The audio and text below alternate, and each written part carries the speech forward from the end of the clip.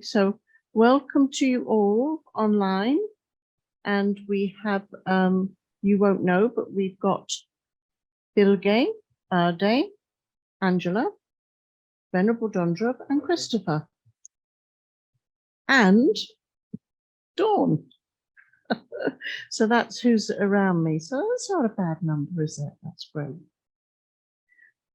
Okay, so this is normally, I mean, I've been doing this from home for over a year now, the Be Your Own Therapist sessions. And I know you have a variety of people doing them. And we have just this 1 hour together. And I originally imagined that this would be for people to ask questions, you know, about things that were troubling them. And then we could have some discussion that what would the Buddha say, you know, that kind of attitude. How do we help ourselves be your own therapist? And of course, that was initially coined by Lama Yeshe, you know, because he recognized that Buddhism is just great psychology for helping ourselves. So I always love to give some time for people to ask questions, anything that's going on from them or something that's come up in the last few days of teachings. And we always normally have that with the online group, that they come up with some this, that, and the other, and we discuss it. I also like to include a meditation. So I'm going to, knowing that, you know, that's kind of responsibility for you to start with, I'm going to start off with the theme that I want to continue over the next, I think I've got another 3 sessions after this, Be Your Own Therapist in person. And we've sort of done self-esteem over the last year, which has kept us really busy, actually. You know, how do we self-sabotage, we catastrophize, we do all these things. And here we are as Westerners with astonishingly low self-esteem for whatever reason, you know, whether it's been part of our conditioning or part of a social trend to think very badly of ourselves.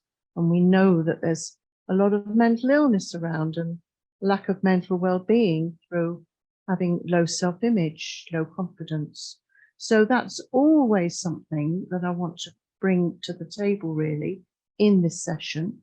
So if I talk about something and you've got something else to ask that doesn't link in with exactly what I'm talking about, bring it up anyway, because the prime intention is to help people with anything that's going on.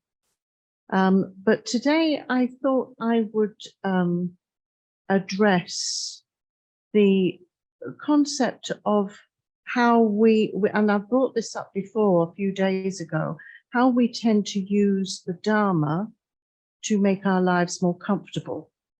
Yeah?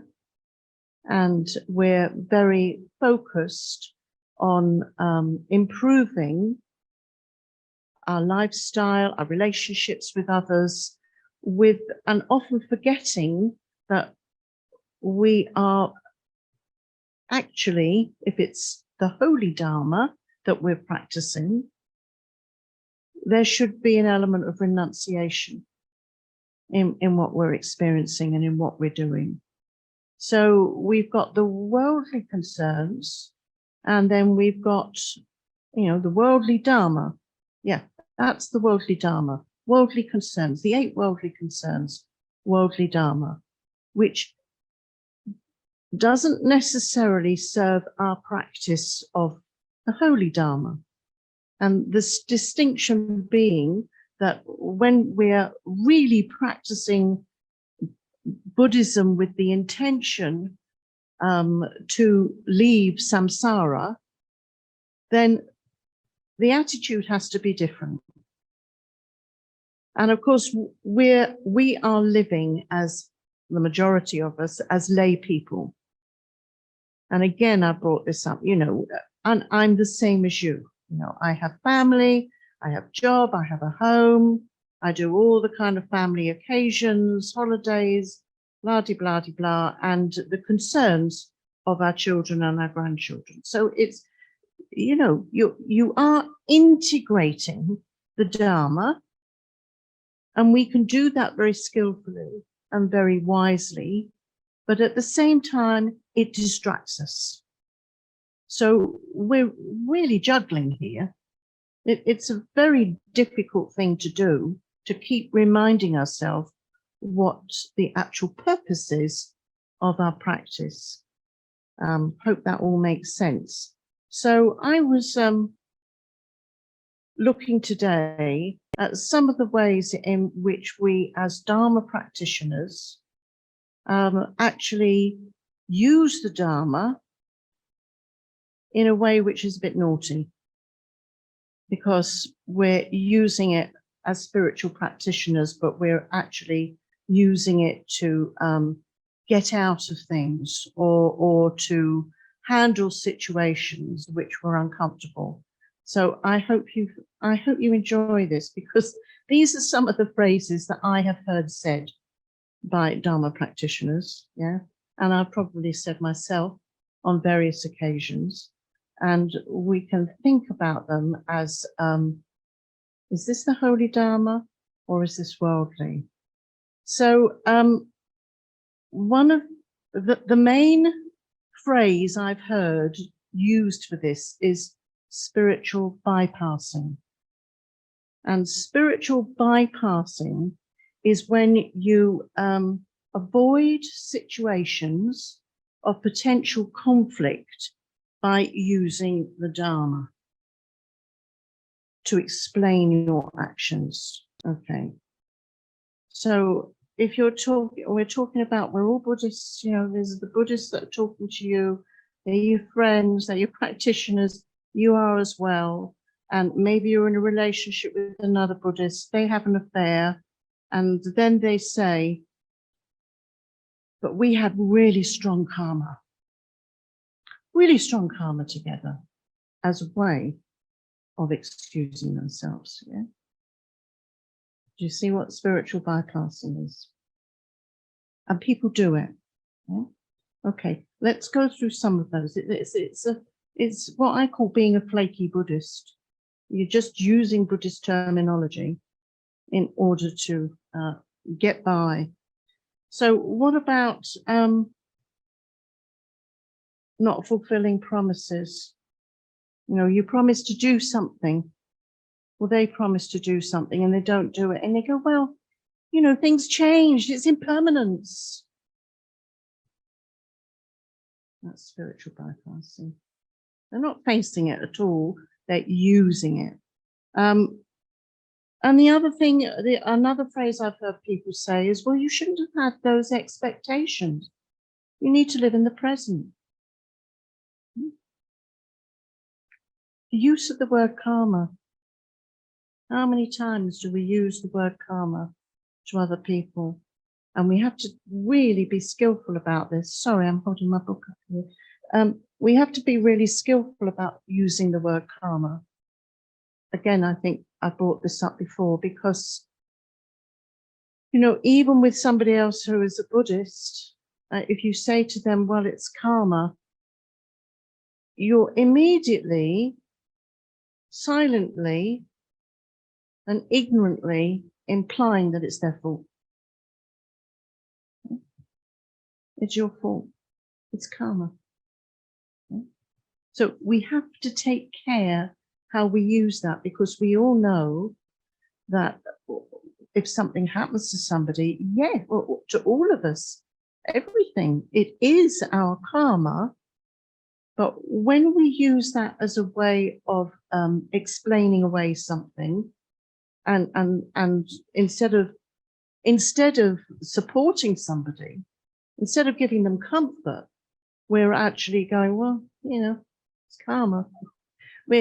We're avoiding responsibility, we're avoiding care, and we're suggesting to the person who's left with it, going, yeah, I deserve this.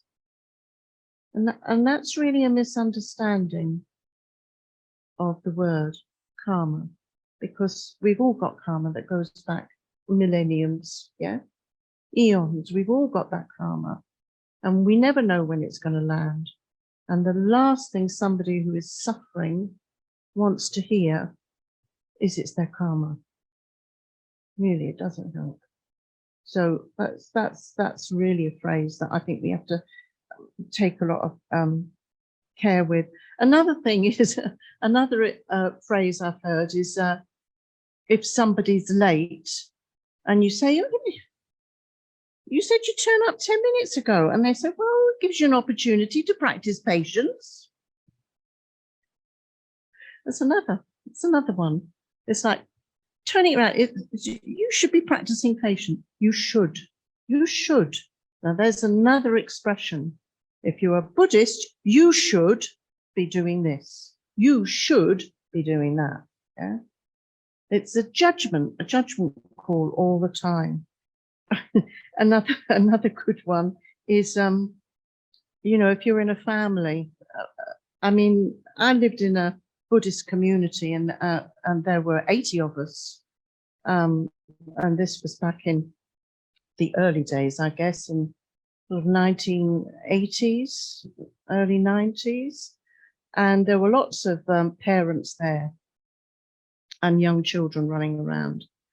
And I can remember very few, but some of them ignoring the children and telling them, leave mummy alone, I'm meditating.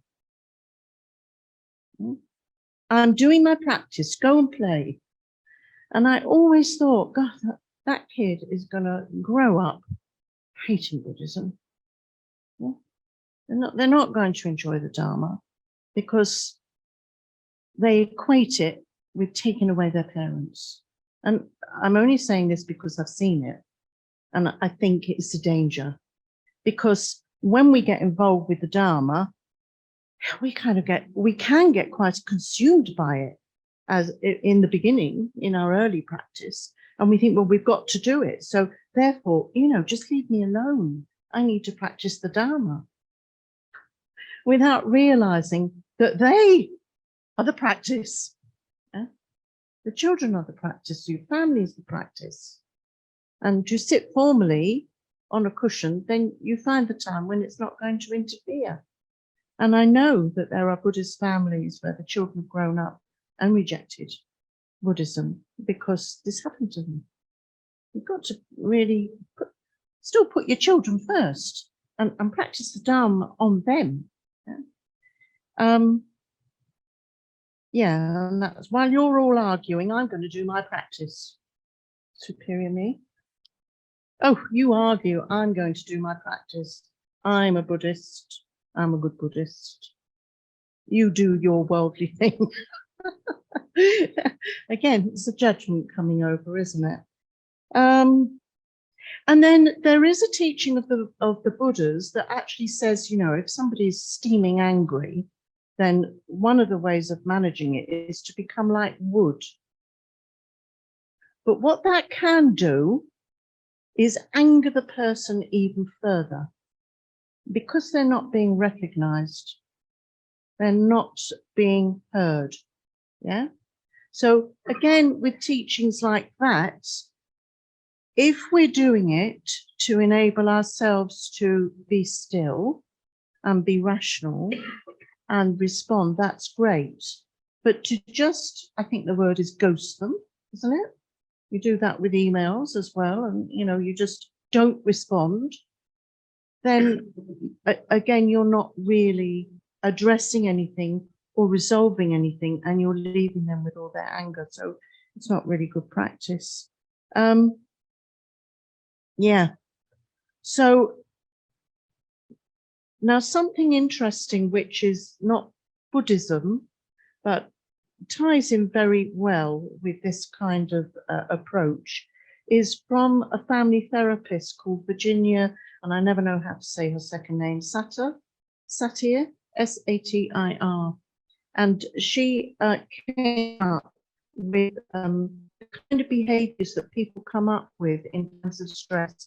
And I think it ties in very well with how we as Buddhists want need to practice responding in order to honor the people that we're with. And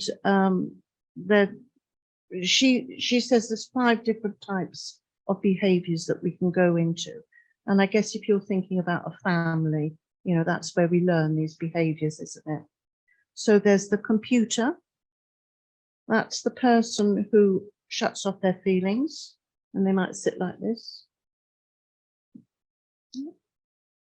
There's the placator, the one who doesn't want any argument. Let's not argue. Let's just calm down, everybody. Can't stand conflict. Yeah. Then you've got the blamer. Well, it was his fault. Well, he said it. Getting it away from yourself, finding somebody else to blame. The distractor. I like the distractor. You're all having an argument and they say, there's something good on the telly. Oh, let's go and get pizza to try and, you know, get people away from the problem. And then the person who we want to be like is called the leveler. And the leveler doesn't avoid conflict, avoid responsibilities. They acknowledge their place within it, and they're there not to blame, not to avoid, not to shut off, but to genuinely try and resolve a problem rationally. Yeah? So I think that is I use that in my secular courses as a way of you know, looking at how in times of stress, but there are all ways apart from the leveler of avoiding or trying to deflect blame in any way. So if we go back to the worldly concerns, there's 2 phrases in the worldly concerns which I think this very much fits in with, and the worldly concerns are all about craving. Yeah, we're craving it's hedonism, it's materialism, we're craving praise, all those things. And the two phrases are craving to avoid personal slander, blame, and criticism. So that fits in very well there. And the other one is, where did I write that down? Oh, maybe it's in here. Craving to not hear ugly, displeasing words or sounds. So if we think of ourselves, when we're attracted to Buddhism, we're attracted to the peaceful nature of Buddhism, and how everybody speaks nicely to each other, yeah, and how we try to be gentle and rational, and we try to avoid being over emotional. But in doing that, we must take care that we're not craving to not hear ugly, displeasing words or sounds. And if we do hear them, kind of, you know, flinch from them or go away, or this is nothing to do with me. We need to deal with whatever comes our way. And then our practice is the Holy Dharma, not a worldly, not something worldly, which is just making our life easier. Does that make sense to you? It's quite subtle, but I think we're all, Buddhist practitioners here.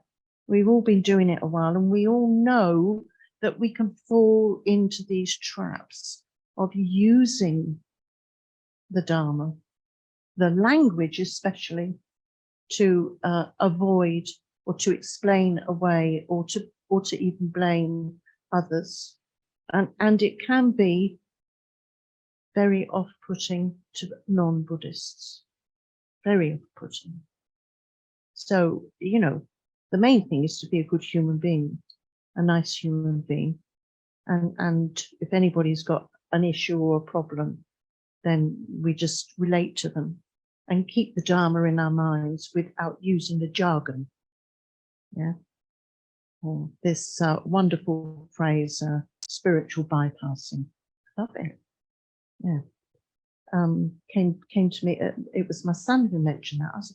When we were talking about a certain situation that had happened, when somebody had said, "Oh, well, I expected there to be something." They said, "Oh, well, you shouldn't have expectations, should you?" And he said, "Oh, that's spiritual bypassing." Love it. Because yes, go on. Yes, ask a question. This is Bade.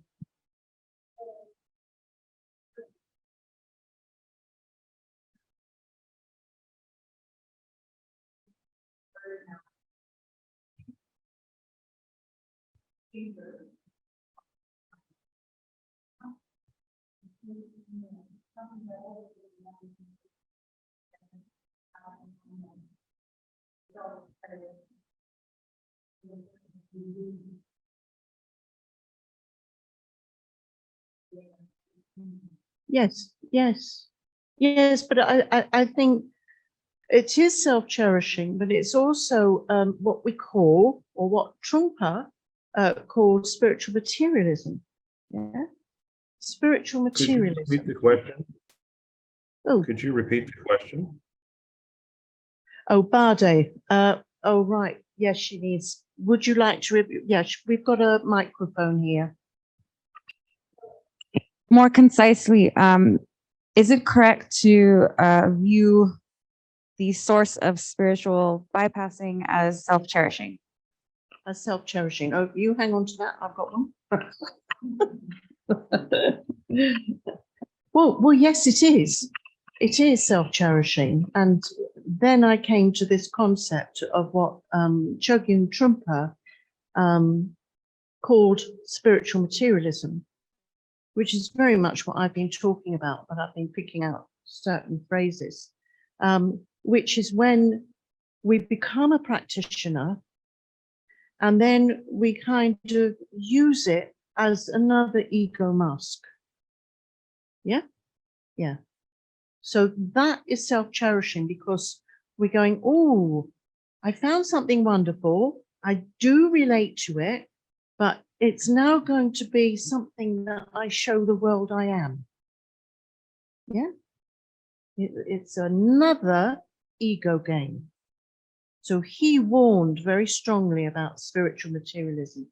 And often spiritual materialism is related to the acquiring of Buddhist stuff, which I know we all do, but you get the mala and you wear it for everybody to see. And sometimes that's great because we're on retreat or whatever we're doing, but it can be something. I mean, back in 1980s, when I was at Manjushri Institute, we had many lamas come to visit, and they would give initiations, and we'd all have red strings, blessing strings, yeah. And then after a while, people, it was almost like people were wearing like 100 blessing strings to show, look, I've had all these initiations. And it became almost like, yeah, this is, I'm a Buddhist. Yeah. So I think we are living in a world where we want Buddhism to be seen as kind and rational, and sometimes we have to get past the fact that with Tibetan Buddhism, it's quite Catholic. There's imagery everywhere. There's lots of ritual. There's lots of ritual implements, and they all have their place, and they're all wonderful. But it can actually act as a barrier to people who don't like Catholicism, don't like religion. We've got to get beyond that. So it has, it's authentic. It's an authentic practice for us, not an ego game. So yes, it's worldly Dharma, which is as opposed to holy Dharma, which is serving us and is always, I think the concept we should be thinking about is renunciation. Because the point is that all of the things that we are using to show ourselves to be this and using in our way we speak to people and treat people, it's all empty. It's all empty, and it's insubstantial, and the only important thing is that we are being virtuous people. We recognize that we're in samsara, we are samsara, as we said the other day, and that we are really trying to develop renunciation of the craving, the 8 mundane concerns, the 8 worldly concerns. Yeah. Right. Well, that brings me to 7:30. So let's have some discussion now. So let's use the microphone for people here. And then if you've got any questions up there, then please. Thank you, Ondy, for your teaching today. My question is how to begin to identify the delusions before they're coming out my mouth. Because if I have like anger or doubt or jealousy or pride, when it actually comes out my mouth, then it's shocking for my mind, and then it's more clear that's the that I need to look into that delusion, that self-grasping that I'm having around ego or whatever the case may be. But I was wondering what techniques you have found to hear those delusions on a more subtle level before they're on a gross level. It's just practice. It's a lifetime practice.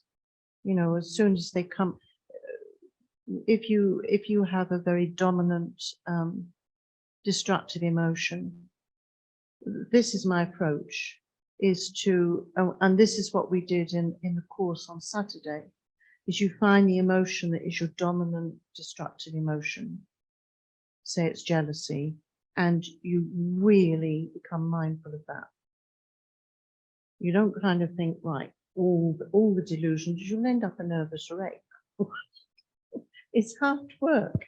It's hard. But if you pick the hardest, then whenever that arises, then what will happen is, first of all, you'll be expressing it, then regretting it. Yeah. Then after a lot of practice on expressing it and regretting it, you'll then find that you'll feel it, but you won't express it. So then you think, oh, the practice is working, and then you'll be practicing rejoicing, and that will feel really inauthentic, but then after a while it is working. So it's a very gradual process of, first of all, being mindful, which you are, because you said you know it's coming, yeah? Being mindful of it, and then managing it, and then not being hard on yourself. But the main thing, Dawn, is that we, you know, with this kind of phrasing that we've been talking about, we're talking about being authentic people, and not using the Dharma to excuse ourselves, or as a way of living a life which is a bit flaky. Yeah, does that make sense to you? And does that help? It does. Yes, I mean, I've been noticing a lot of doubt, and I was confused for a while about why that was coming up for me so much. But I think it's attachment to wanting to, if I'm doubting in a conversation that I'm having with someone, that if the attachment is higher with that person, it seems like my doubt can creep in more strong. So I was identifying that may link to attachment, to being seen, you know, good, or Yes. so. But there, you've said it, haven't you? You know, if we are attached to how we are seen, which one is that? One of the 8 mundane yeah, craving for personal praise and admiration. Everything that we're experiencing day to day, we can bring back to the 8 mundane concerns. So you said it. And the reason we're craving for it is because we're self-cherishing, and we have been taught by society that is the way to be in order to find happiness from external sources. And an external source is somebody praising us or somebody liking us, and we're attached to that. Attachment is craving and longing for people to admire me and longing for people to like me. Yeah. Do we have anybody up here? Anything online, please? How are we doing with this? Michael, you're putting your thumbs up, but nobody's saying anything. Speak to me. Speak to us all. What makes sense? What are you asking? All right, Ondy, I have a question for you. Okay. This happened actually yesterday. I just started a new job, and I'm one of the supervisors at the job. And something happened. So as usual, when anything happens in this place, it's a behavioral health program. Everybody kind of like, it's like if an ambulance goes by, everybody wants to go out and poke their face on the window and see what's happening. And somebody didn't show up for work. And so this guy kind of comes running out to see what's going on. And so I asked him, I said, look, you know what? It's all under control. Go ahead and step back into your class. And then he looked at me and just kind of went off on me saying, you're not my boss, which I am, but you don't have any right to tell me this. You don't have to worry about my stuff. Basically, just shut up and keep to yourself. And I at the time, I just stepped away from it, let it go. Within a couple minutes, he was doing what he needed to do anyway. But as I was thinking about it yesterday and today, I found that it was easy for me to say, okay, that's just the behavior, because actually my kids can sometimes do that, and they learned it from me because I can sometimes do that. And I recognize that. I say, okay, great. One of the reasons it's irritating is because I can sometimes be dismissive if I'm not really cautious.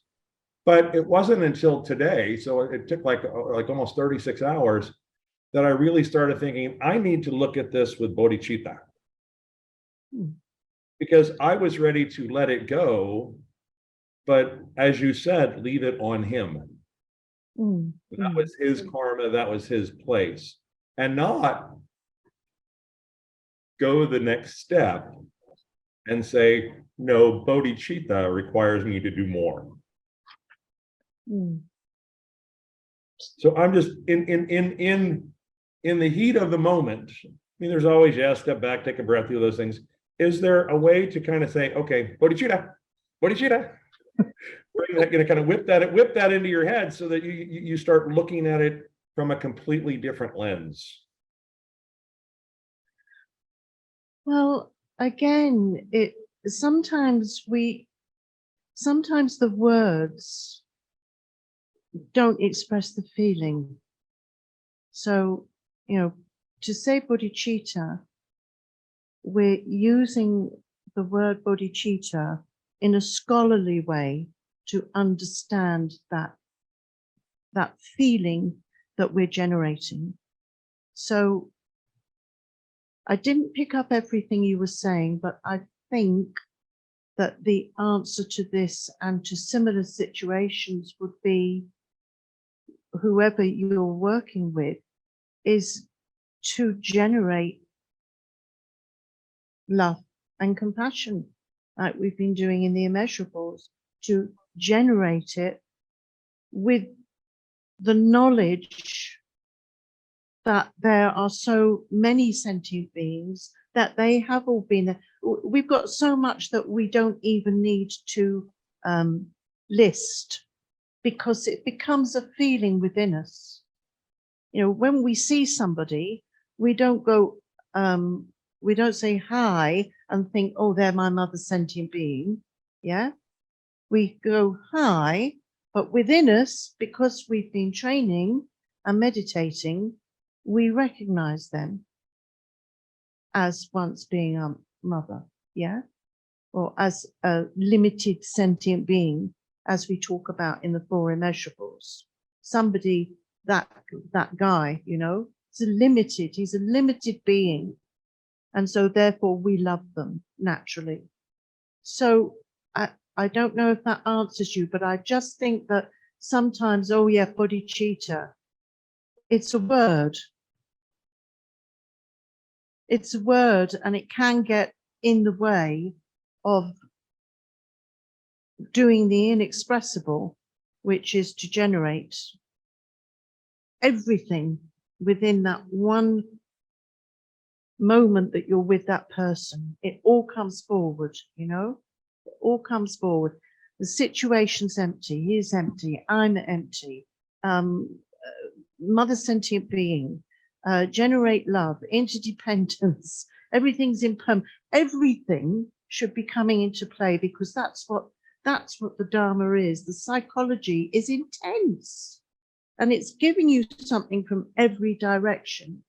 And the more we study and the more we meditate and the longer we practice, the more it becomes a natural way of being. And that's a Buddhist. So we start with the language, don't we? We start with the study, and then we utilize that to soak ourselves in the psychology. Did that answer your question?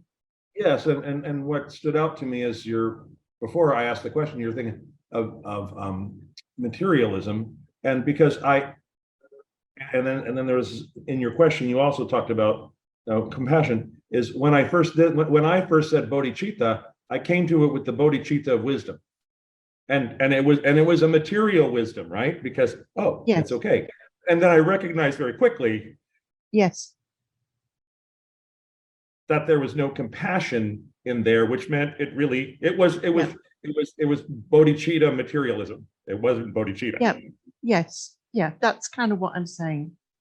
Yeah, you're getting it. You're agreeing with it. You're getting it.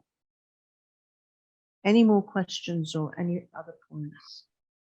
I want this to be really clear, so if I haven't made it clear, ask me.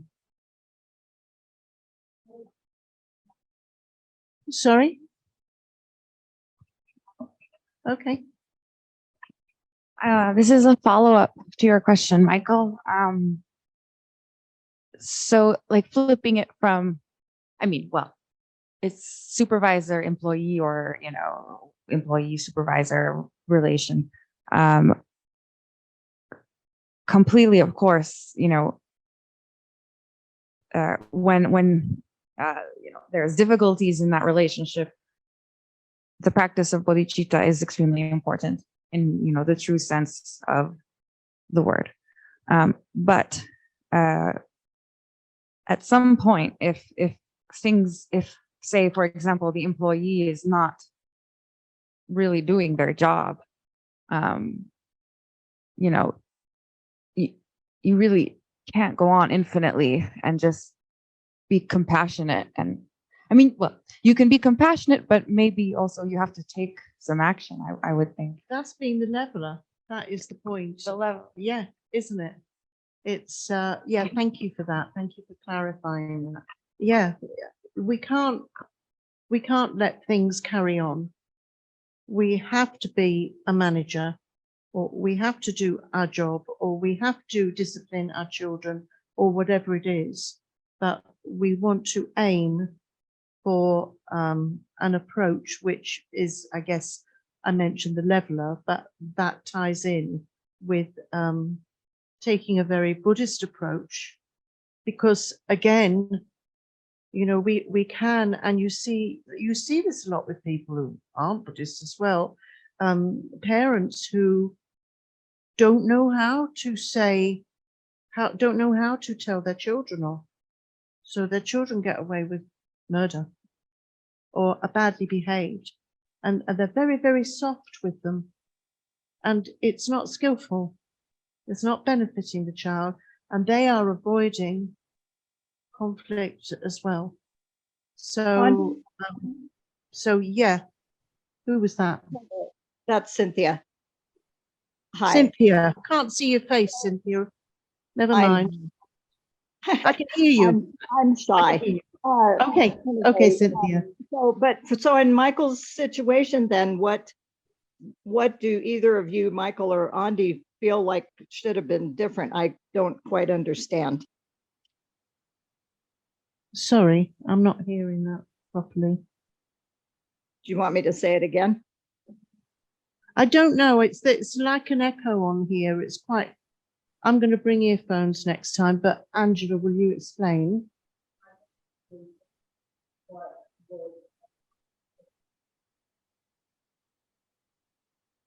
Well, Michael's situation was conflict with. That's what I'm picking up because I didn't hear every word. It was conflict with an employee, right? Is that right, Michael? Where's Michael gone? He's gone. Yes, Oh, that's there he is. correct. Yeah, there he is. Yeah. And so he was talking about he should have bodhicitta. And then Bardi was saying that, this is for you, Cynthia, Bardi was saying that you need to address the situation. Yeah. And I was confirming that. Do you understand now? Well, but to me, what Michael said, it didn't seem like there really was a conflict. He was supervising and just, saying to the guy that it's okay here and, go back to what you're doing. I didn't really see that much of a conflict. Well, I'm sorry, but what may have gotten lost because we're having a little bit of visual, also audio issues, is that he was quite rude, told me basically just to kiss off and mind my own business because he'd been there longer than I had, and I didn't have any, he didn't need to do anything I suggested. So there was a conflict, and for me it was, so and we resolved the conflict, but for me it was really about my own practice for the last 36 hours was negatively affected by that because it was eating at me because I was not bringing true wisdom and compassion to that setting. The problem had been resolved, but I'm still stewing in that problem, and so that was the issue for me. Are you okay with that now, Cynthia? Okay, yeah, great. Thank you. I appreciate it. Okay. I mean, and Angela. just a quick comment too to Michael. I mean, being brand new on a job and having to discipline somebody right away. I mean, that's hard. That's hard. And also, how far do you go when you're trying to just get, anyway, I think you did a great job. Yeah, it's good to have a boss who has compassion and wisdom. And how we handle things, it's always, it often happens that we just act like a human being and then afterwards we reflect on it. And that's often the situation. It takes years and years of practice, I think, before, in some situations, we are able to apply that wisdom and compassion before it goes down. Very difficult. But the important thing is that you do reflect on it, and that, like I was saying to Dawn, it gradually, as another situation happens, you handle it differently. But, that was good. Good work. Yeah. Angela.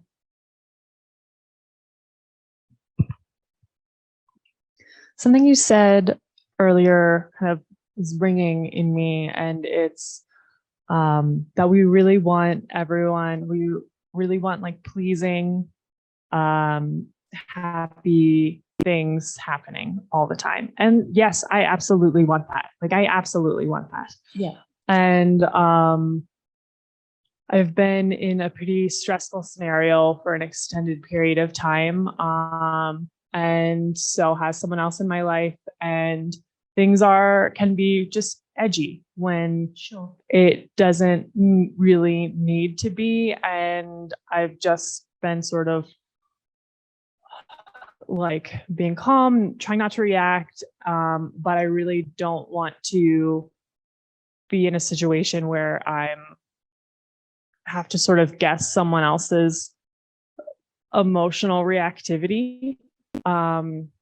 So, I mean, I know that there's the responsibility for them to take care of their stuff, like their reactivity level based on their mood is not really on me.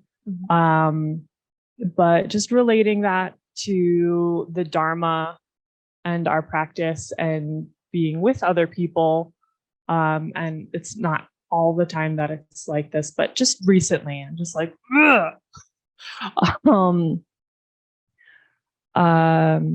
Yeah, I guess and my own emotional state has been just chaos, I've not been well. So I don't know. What are some thoughts that you have? Some thoughts that I have about handling the edginess of the stressful situation you're going through. Yeah. Well, you can't manage other people's stress. So there does seem to be a need to accept that whatever they're going through, you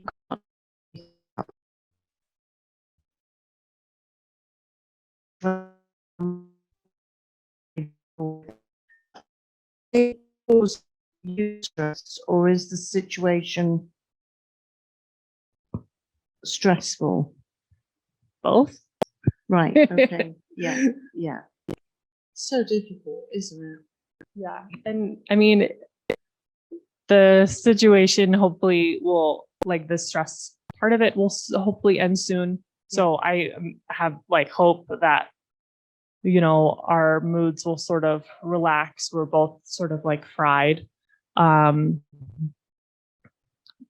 Yeah. And part of this is I know what I need to do. I haven't really been practicing. I need to be doing those things for myself too.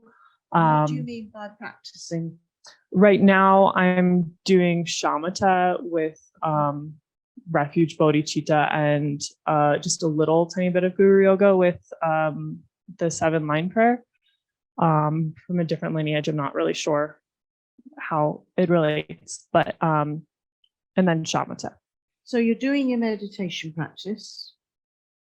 That's what you're talking about. Are you practicing with them? No. I mean, not meditation, but are you practicing managing your emotions with those people and your attitude to them? I'm trying my best. Yeah.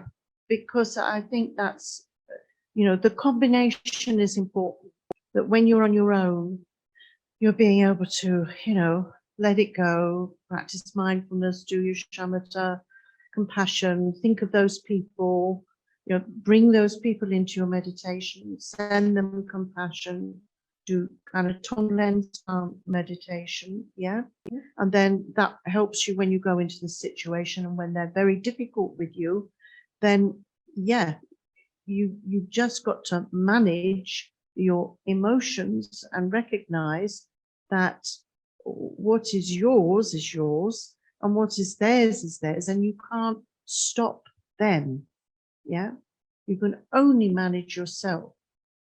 So apart from being confronted by it, you can do all the usual things that we say, which is to walk away, take 3 deep breaths, go outside, have a cup of tea, find somebody to talk to who's a spiritual friend, who won't engage with gossip or making it worse. That's another really important factor, that, we have the right refuge at a time like that. But, if I look back in my own life and I listen to people and counsel many people, everybody will go through really intense, stressful times that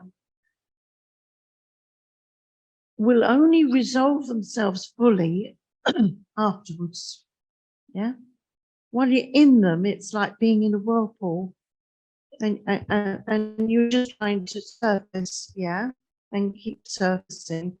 Other people go through it, so that's something, is to think, yeah, this is what happens in samsara. We all go through this, and you will come out the other end, yeah. And to do whatever it is, whether it's walking your dog or I don't know, whatever it is that gives you some well-being and balance. Yoga, bring in anything, but you're doing it mindfully, knowing that you're not avoiding and you're not going into any of these stress types, distracted, computer, be aware, just go, am I doing this? And that you are kind of open, but with self-protection, yeah? Because that people go through stress and get post-traumatic stress disorder as a result of it. So we have to be aware of what we can take. And as a Buddhist practitioner, one of the things that we might do, which would be self-sabotaging, is to think that we've got to get in there and be as nice as we can. Yeah. There has to be an element of recognizing what you can take and taking yourself away from that, even if it means going off, with stress, if it means that, getting away from the situation. So don't think you have to put yourself in the middle of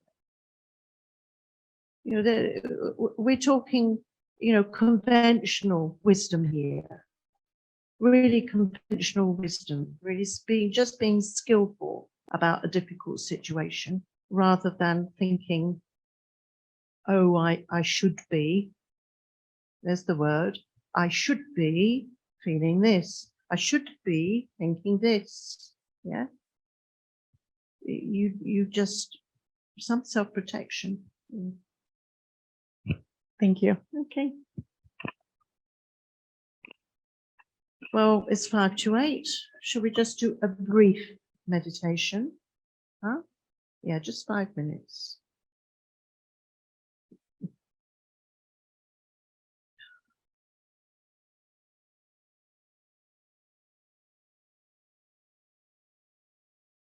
Okay, so we just really, in this meditation, we're just going to take some deep breaths and let all the words just come to rest, like the snow falling outside. Let it come to the ground and dissolve.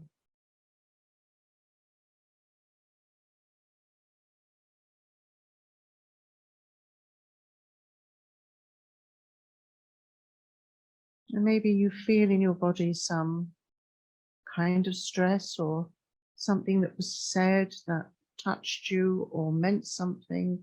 Just go to where you feel that and identify what that's all about.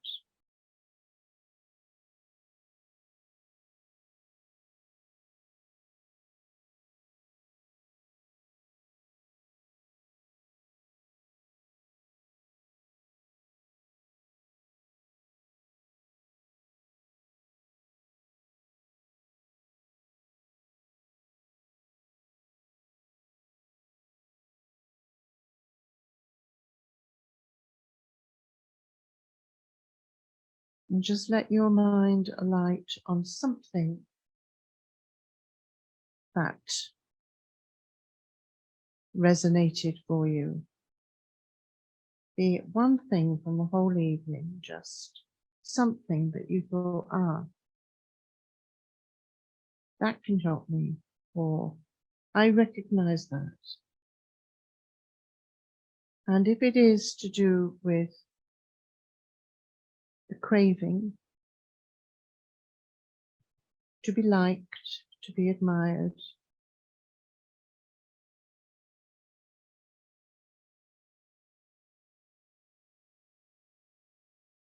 or a craving which involves avoiding difficult situations.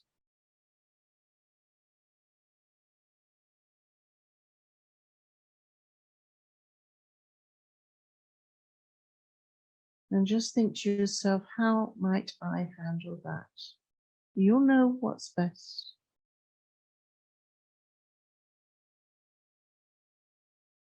And let it be supported by renunciation.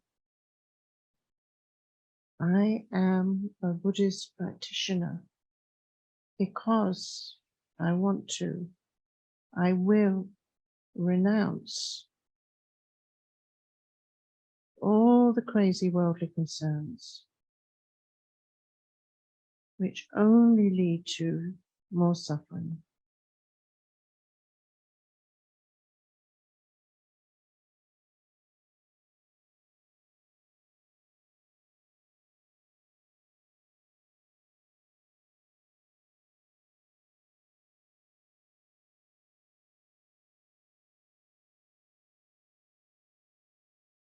I want my practice to be authentic and not spiritual materialism.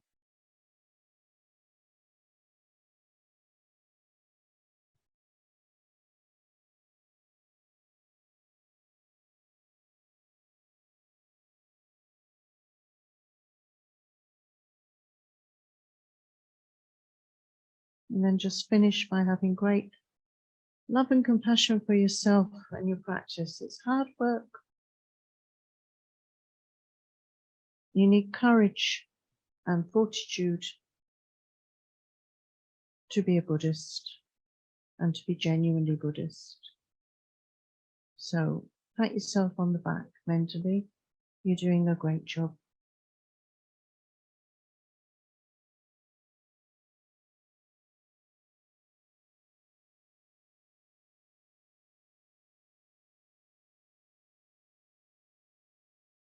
Then the meditation.